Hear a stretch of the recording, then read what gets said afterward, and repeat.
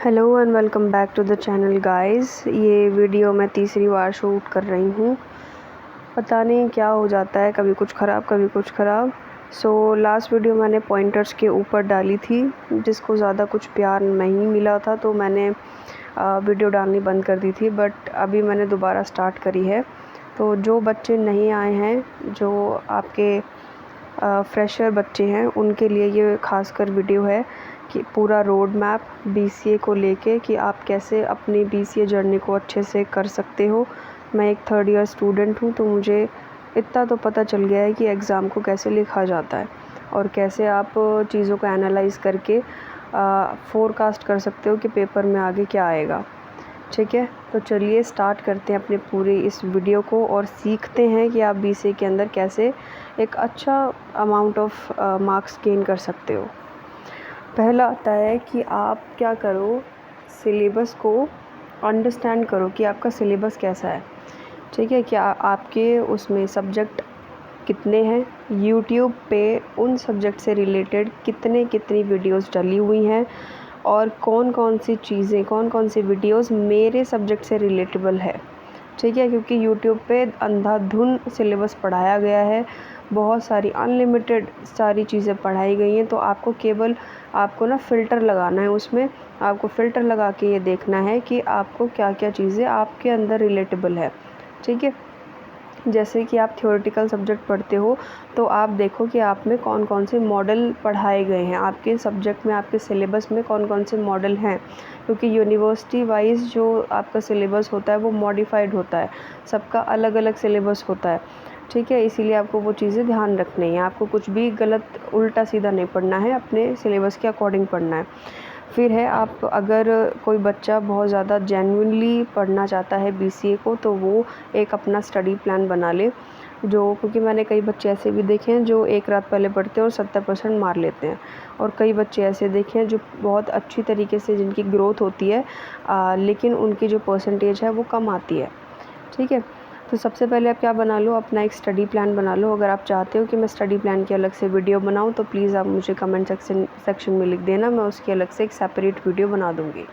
ठीक है, उसको बनाने के बाद में आप क्या करो, हर सब्जेक्ट को थोड़ा थोड़ा टाइम दो। ऐसा नहीं कि आप एक एक घंटा, 2 घंटा, 3 घंटा दे रहे हो, ऐसा नहीं। 30 मिनट दे दो, 40 मिनट्स रख लो, ऐसे रख लो, लेकिन हर सब्जेक्ट को दो। ठीक है, फिर है कंसेप्चुअल नॉलेज आपको होनी चाहिए। अब मैं थर्ड ईयर स्टूडेंट हूँ, मुझे अभी तक सी लैंग्वेज में प्रॉब्लम आती है। ठीक है, तो आपके साथ ऐसा नहीं होना चाहिए। आपको आपका जो फंडामेंटल्स हैं वो बहुत ज़्यादा क्लियर होने चाहिए, एकदम क्रिस्टल क्लियर। अगर आपसे कोई पूछे कि इस फंक्शन को यहाँ से कॉल करना है तो आप कैसे करोगे, तो वो चीज़ आपको एकदम से पता होनी चाहिए। सोते सोते भी आप नींद में बता दो कि ऐसे कॉल करते हैं, ऐसे डिफ़ाइन करते हैं। ठीक है, तो ये सारा आपका सी प्रोग्रामिंग के अंदर आता है। मैंने इसकी वीडियोस भी बना रखी हैं, तो आप मेरे चैनल से जाके देख सकते हो। फर्स्ट सेमेस्टर मैंने अपने चैनल पे पूरा पढ़ा रखा है। ठीक है, और ये जो स्पेसिफ़िकली मैंने जो पढ़ाया हुआ है वो चौधरी चरण सिंह यूनिवर्सिटी का है। ऐसा नहीं है कि आप मेरे चैनल पे वो चीज़ वीडियोस नहीं देख सकते हो।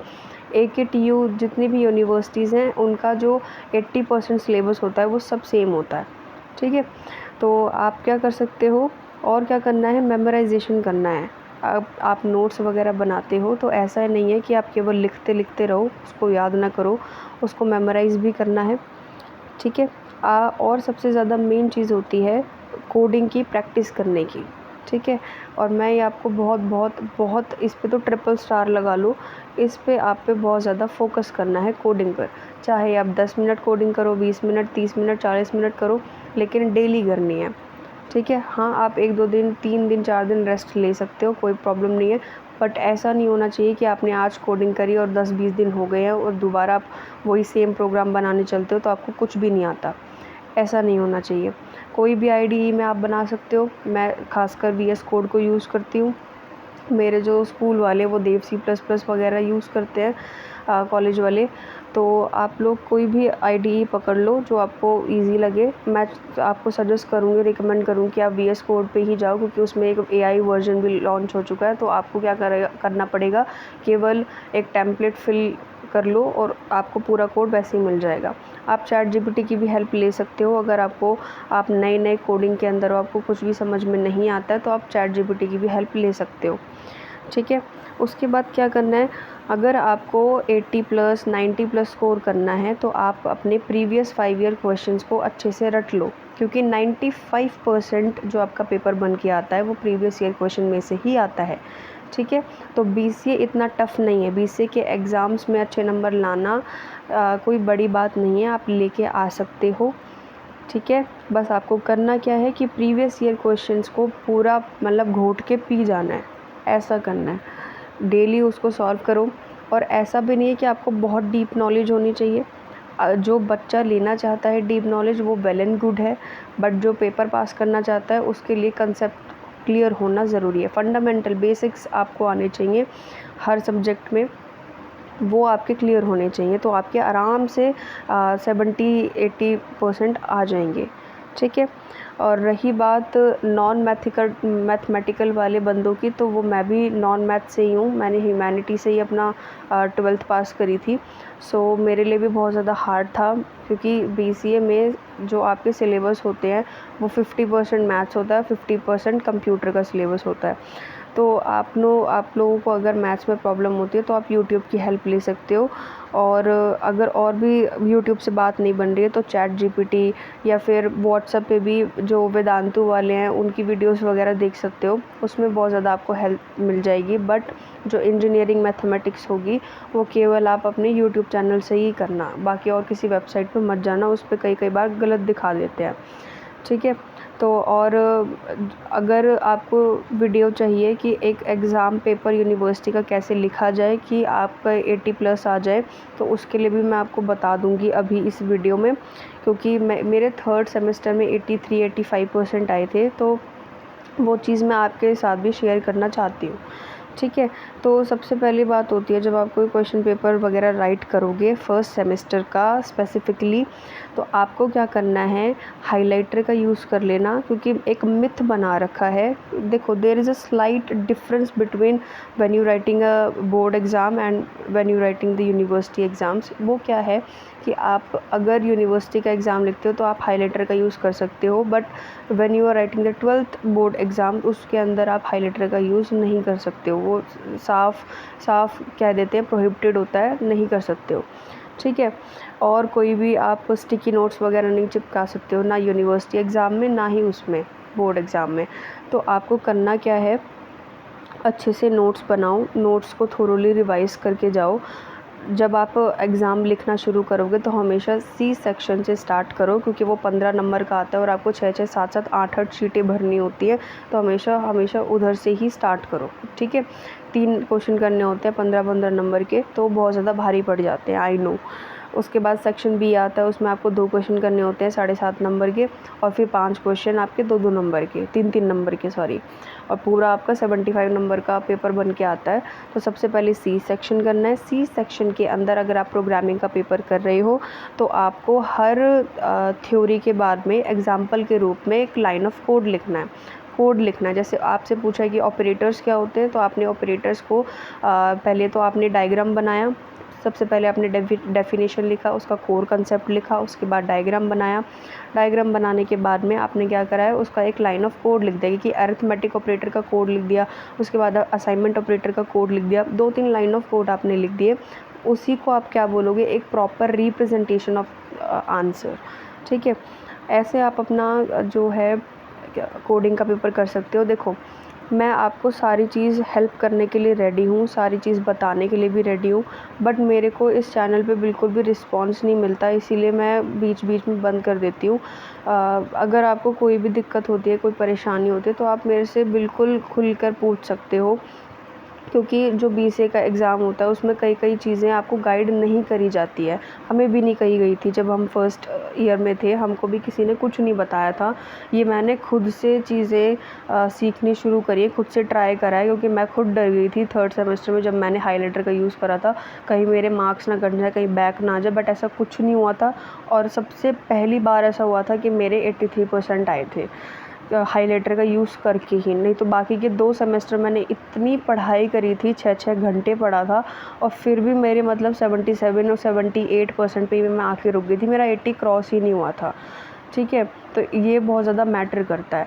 दूसरी चीज़ कि अगर आप कोई डायग्राम बना रहे हो तो वो उसका हमेशा पेंसिल से बनाओ, पेन से बनाओगे ना तो वो बहुत ज़्यादा गंदा दिखता है। ठीक है, तो पेंसिल का यूज़ करो। कोई टेबल बनानी है आपको, टेबल से समझाना है कोई चीज़, तो उसके लिए भी पेंसिल का यूज़ करो। अंदर आप पेन से लिख सकते हो।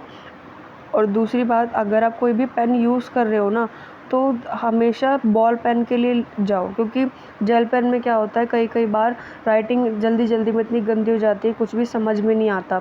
बॉल पेन में ऐसा रहता है कि स्मूथ चलता है बॉल पेन, और पतली बॉडी रहती है तो हाथ भी तेज़ चलता है, प्लस में राइटिंग भी थोड़ी सही आ जाती है। ठीक है, तो 3-3 रुपए वाले पतली बॉडी के वो आते हैं बॉल पेन, तो आप उसका यूज़ कर सकते हो। मैंने हमेशा वही वाले यूज़ करे हैं और हमेशा मेरे अच्छे नंबर ही आते हैं, प्लस मेरे सारा पूरा क्वेश्चन पेपर सॉल्व हो जाता है, कोई ऐसी चीज़ नहीं रहती मतलब जो छूट जाए, कभी भी ऐसा नहीं रहता। तो आप, ये एक टिप है अगर आप लेनी चाहो तो। उसके बाद में डायग्राम्स की बात आती है, तो डायग्राम्स आप किन किन सब्जेक्ट्स में बनाओगे, जितने भी थ्योरेटिकल सब्जेक्ट्स हैं, वैसे तो सब में ही बनाने हैं, बट जो थ्योरेटिकल सब्जेक्ट्स हैं उसमें डायग्राम ही डायग्राम आते हैं, तो आप हमेशा उस पर जाओ। एल्गोरिदम अगर आप बना रहे हो तो एल्गोरिदम में भी एक अच्छे से बॉक्स वगैरह बना के स्केल से खींच के अच्छे से आप उसको रिप्रेजेंट करो। उसके बाद में जो आपके चार्ट्स आते हैं, चार्ट भी बनाने के लिए होंगे, तो चार्ट भी आप अच्छे से बनाओ। ठीक है, आपकी जो लाइनिंग होती है, जो आप मतलब जब आप क्वेश्चन पेपर अटेम्प्ट करते हो तो दोनों साइड लाइन खींचते हो ना, उसको मत खींचो। हाँ, उसको मत खींचो, जहाँ आपका क्वेश्चन मतलब आंसर एंड हो रहा है उसके नीचे खींच सकते हो, बट साइडों में ना लाइन मत खींचना। उसमें ना ऐसे लगता है कि आपको कम आता है, मतलब टीचर ऐसे सोचता है कि आपको कम आता है, तो आप वो चीज़ मत करना। ठीक है, और रही बात बॉक्स बनाने की, क्लाउड बनाने की, तो वो बच्चों वाले हैं, उसको छोड़ दो। अब कि आप बॉक्स बना रहे हो, क्लाउड बना रहे हो, पता है मैं ऐसा क्यों कह रही हूँ, क्योंकि मैंने जब फर्स्ट सेमेस्टर के एग्ज़ाम्स दिए थे तो मेरे को भी उन्होंने मतलब लोगों ने ऐसा कहा था कि आप बॉक्स बना के लिख के आओ, क्लाउड बना के लिख के आओ ना, तो बहुत अच्छा इंप्रेशन पड़ता है और नंबर बहुत अच्छे आते हैं। और लिटरली फर्स्ट सेमेस्टर में मैंने 12th के बोर्ड से ज़्यादा मेहनत करी थी और मेरे केवल 77% आए थे, जो कि बहुत ज़्यादा हार्ट ब्रेकिंग है, क्योंकि मैंने बहुत ज़्यादा मेहनत करी थी और लोगों ने ऐसा ऐसा कह दिया कि क्लाउड बनाओ, ये बनाओ, ये बनाओ। उससे पूरा जो मेरा पेपर था वो घिच पिच हो गया, कुछ समझ में नहीं आया टीचर को, और उसने जो जो चेक करना था कर दिया और जो नहीं करना उसको काट दिया। तो प्लीज़ प्लीज़ बॉक्स और क्लाउड को छोड़ दो, उससे कुछ भी नहीं होने वाला। ठीक है, बस आप हाईलाइट कर लो, अगर कोई हेडिंग आप लिख रहे हो उसको ब्लैक पेन से लिख लो, उसको अंडरलाइन कर लो, जो सब हेडिंग्स हैं और जो इम्पोर्टेंट आपने लाइन लिखी हुई है उसको हाईलाइट कर लो, बस इतना बहुत है, इतना बहुत है। बस ये जो डब्बे बनाते हो, जो क्लाउड बनाते हो, उसको रहने दो।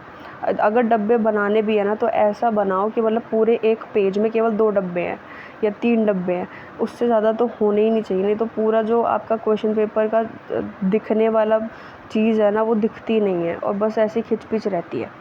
ठीक है, और नोट्स बनाने की रही बात, नोट्स के लिए एक वेबसाइट है ड्रीम स्टडी करके, उसके अंदर आपको सारे सब्जेक्ट्स के, सारे सेमेस्टर के टॉपिक वाइज नोट्स मिल जाएंगे। ड्रीम स्टडी करके है, PCA ड्रीम स्टडी करके, आप उस गूगल पे जाना और सारे चीज़ों के नोट्स आपको फ्री अवेलेबल हो जाएंगे। ठीक है, उसके अंदर हाँ मुझे पता है काफ़ी सारी कमी है, काफ़ी सारे टॉपिक्स मिसमैच हैं, आपको कुछ ऐड करना पड़ेगा, तो वो तो आपको देखो करना ही पड़ेगा। वैसे तो उसके अंदर सारी चीज़ दे रखी है, कुछ चीज़ें अच्छे से एक्सप्लेन नहीं है, तो आप कुछ चीज़ों को इग्नोर कर सकते हो, खुद से लिख सकते हो। बाकी वो जो वेबसाइट है वो जिन बच्चों को नोट्स बनाते हुए मौत आती है उसके लिए बहुत बढ़िया वेबसाइट है। फिर है कि आप अपना जो टाइम है वो अच्छे से एलोकेट करो हर चीज़ पे। मैं दोबारा से एक चीज़ बोल रही हूँ कि आप अभी से कोडिंग प्लेटफॉर्म्स पे आना शुरू कर दो, अभी से लिंक्डइन प्रोफाइल बनाना शुरू कर दो, अभी से ट्विटर पे आ जाओ, बहुत ज़्यादा ज़रूरी है। क्योंकि आप क्या होगा, ओरिएंटेशन के बाद में आपको विज़िट्स पे लेके जाते हैं, जो आपके कॉलेज वाले होते हैं वो विज़िट्स पे लेके जाते हैं, जिसको हम इंडस्ट्रियल विज़िट बोलते हैं। तो उसके अंदर जितने भी कोई भी अगर आपका HR हुआ, कोई भी आपका मतलब कि हाई प्रोफेशनल स्टैंडर्ड वाला आदमी हो, तो उससे से कनेक्ट करने के लिए आपको लिंक्डइन और ट्विटर करना ही पड़ेगा डाउनलोड, या इंस्टाग्राम डाउनलोड करना पड़ेगा। ठीक है, इंस्टाग्राम तो बहुत बाद में ही आता है, बट जब आप एज अ प्रोफेशन बात करते हो तो वो ज़्यादा बेटर लिंक्डइन और यही रहता है, ट्विटर ही रहता है। तो आप लोग वो अभी से अपने प्रोफाइल बना लो, जो जो आपकी अचीवमेंट्स आती रहेंगी, सेमेस्टर एग्ज़ाम में अच्छे नंबर आ गए उसको पोस्ट कर दो। ठीक है, आपने कोई गूगल पे कोई कोर्स कंप्लीट करा है तो लिंक्डइन पे वो डाल दो। तो वो चीज़ क्या करती है, आपके प्रोफाइल को बहुत ज़्यादा अप कर देती है, 80% आप अप हो जाते हो और लोगों से। ठीक है, कोई भी चीज़ अगर आपने कर रखी है, और अभी से क्या करो, अपना एक रिज्यूम बना लो, टेम्पररी रिज्यूम। जो क्या होता है कि जब आप सेकेंड ईयर कंप्लीट कर लेते हो तो उसके बाद में एक वो मतलब मैं अपना एक्सपीरियंस बताऊं तो जब मैं सेकेंड ईयर में थी तो मेरे पास एक वाईपे कंपनी डेबिट कार्ड करके मैं अपनी कैंपस की एम्बेसडर बनी थी, जिनमें मेरे को उनके जो कार्ड्स थे वो एक्टिवेट कराने थे। तो उसके लिए काफ़ी ज़्यादा बेटर रहेगा कि अगर आप अपना अभी से एक टेम्प्रेरी रिज्यूम क्रिएट कर लो, वो अच्छा इंप्रेशन डालेगा। ठीक है, तो आपके उसमें भी आएगा कैंपस एम्बेसडर का। अगर नहीं आता है तो आप ऑफ़लाइन जाके भी ये चीज़ कर सकते हो, वो बहुत अच्छा इम्पैक्ट डालेगी। ठीक है, तो बाकी अगर आपको कुछ भी ऐसा लगता है कि नहीं समझ में आया तो आप मुझसे कमेंट सेक्शन में पूछ सकते हो। और अगर इस वीडियो के ऊपर 100 लाइक्स और मेरे 1000 सब्सक्राइबर पूरे हो जाते हैं तो मैं जितने भी मेरे सैम्पल पेपर हैं, जितने भी मेरे हैंड रिटन नोट्स हैं, वो सब गिव अवे कर दूँगी मैं। मेरे जितने फर्स्ट ईयर के हैं, सेकंड के, थर्ड के, फोर्थ के, जितने के पूरे 2 साल के जितने भी मेरे पास सैम्पल पेपर पड़े हुए हैं, स्टडी मटेरियल पड़ा है, वो सब मैं गिव अवे कर दूँगी, क्योंकि वो मेरे अभी किसी काम के नहीं हैं। वीडियोज़ मुझे बनानी होती है तो उसके लिए मुझे ऑनलाइन ही स्टफ़ मिल जाता है। ठीक है, तो प्लीज़ प्लीज़ प्लीज़ मेरे 100 लाइक्स इस वीडियो पे और 1000 सब्सक्राइबर पूरे हो जाएंगे तो जिसको जो जो चीज़ की नीड होएगी स्टडी से रिलेटेड, वो सब मैं आपको ऑनलाइन पोस्ट कर दूँगी और गिव अवे कर दूँगी। ठीक है, so thank you so much for watching my video. Please subscribe to my channel, like this video, और सबसे ज़्यादा क्या चीज़ ज़रूरी है, प्रेस द बेल आइकन। ठीक है, तो मिलते हैं हम अपनी नेक्स्ट वीडियो में।